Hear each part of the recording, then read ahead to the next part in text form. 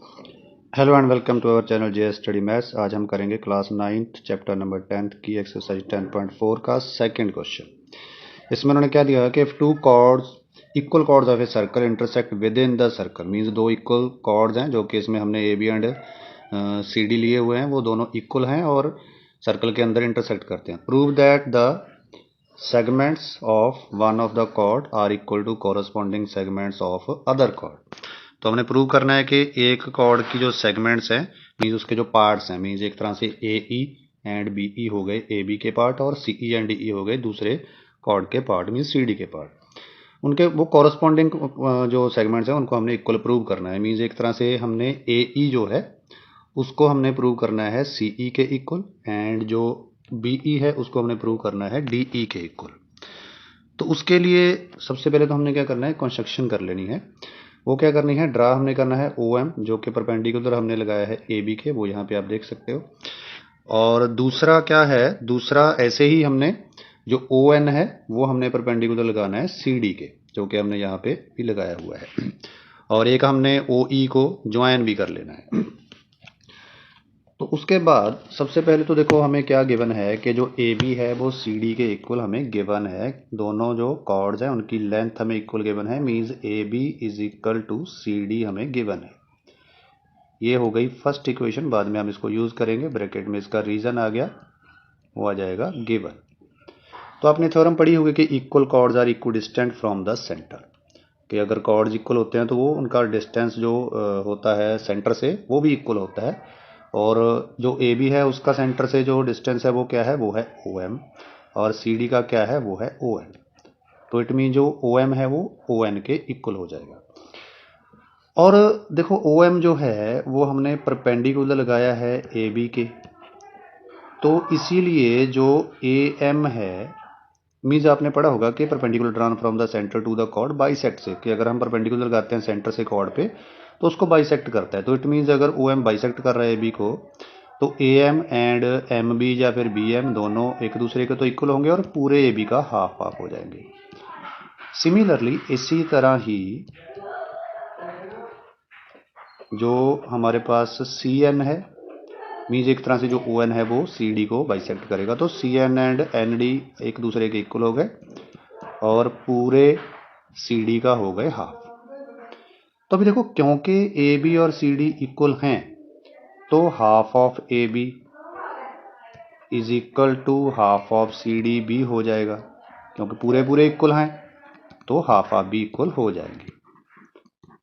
तो ये आपने एक्सियम पढ़ा होगा, half of the equals are also equal, means आपने चैप्टर 5th में पढ़ा होगा। तो अभी ए बी का हाफ क्या है, ए बी का हाफ जा तो ए एम है जा एम बी है। हम यहाँ पे ए एम यूज़ करेंगे क्योंकि उसकी हमें ज़रूरत पड़ेगी, और जो सी डी का हाफ है वो हम क्या यूज़ करेंगे, सी एम। तो ये हो गई हमारी सेकेंड इक्वेशन। अभी हम ट्रायंगल्स को कॉन्ग्रुएंट करेंगे, वो जो छोटे वाले ट्रायंगल्स हैं ना, इन triangle M O E and triangle N O E, तो इन दोनों में जो ओ एम है वो ओ एन के इक्वल, ये हमने प्रूव कर दिया। प्रूव्ड अब हो जाएगा, या प्रूव्ड भी लिख सकते हो सिर्फ, वो यहाँ पे हमने प्रूव किया हुआ है। और जो एंगल 1 है वो एंगल 2 के इक्वल हो जाएगा। क्यों हो जाएगा, 90 डिग्री ईच हो जाएंगे।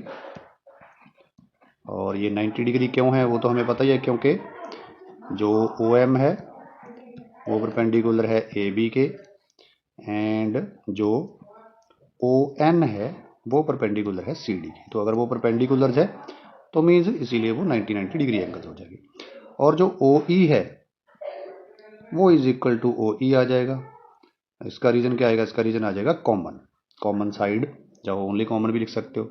तो अगर ये कॉमन है मीन्स तीन पार्ट्स दोनों ट्रायंगल्स के हो गए इक्वल। तो अगर तीन पार्ट्स इक्वल हो गए और हमारा जो रूल्स है उनमें से हमारा एक रूल अप्लाई भी हो रहा है कॉन्ग्रुएंसी का, तो इट मीन जो ट्रायंगल एम ओ ई है वो कॉन्ग्रुएंट हो जाएगा ट्रायंगल एन ओ ई के। और रूल अगर आप देखोगे तो यहाँ पे कौन सा लगेगा, आर एच एस, क्योंकि एक हमने राइट एंगल प्रूव किया एंगल 1 एंड 2 को, एक हमने हाइपोटेन्यूज को इक्वल किया जो कि ओ ई इज इक्वल टू ई है कॉमन वाला, और एक हमने साइड कर दी। तो अगर ट्रायंगल्स हमारी कॉन्ग्रुएंट हो गई तो मीन्स जो एम ई है वो एन ई के इक्वल हो जाएगा। ये थर्ड इक्वेशन हो जाएगी और ये होगा किससे, CPCT से। Corresponding parts of congruent triangles are equal. तो अगर ट्रायंगल्स कॉन्ग्रुएंट हो जाते हैं तो उनके जो कॉरस्पॉन्डिंग पार्ट्स होते हैं वो भी इक्वल हो जाते हैं। तो अभी हमने क्या करना है, सेकंड एंड थर्ड इक्वेशन को ऐड करना है। तो क्या करेंगे, ऐड सेकंड एंड थर्ड। तो सेकंड में लेफ्ट हैंड साइड में AM है और इसमें है ME, तो मीन्स एक तरह से AM प्लस ME हो जाएगा, AM प्लस ME।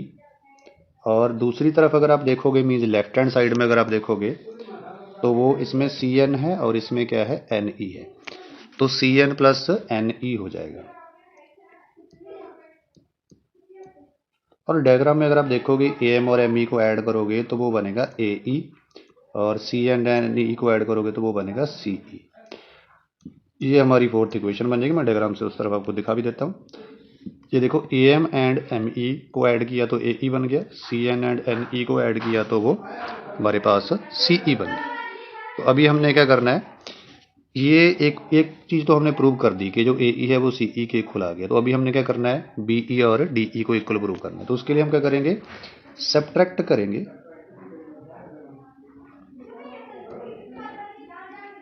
सब्ट्रैक्ट किसको करेंगे, फोर्थ को।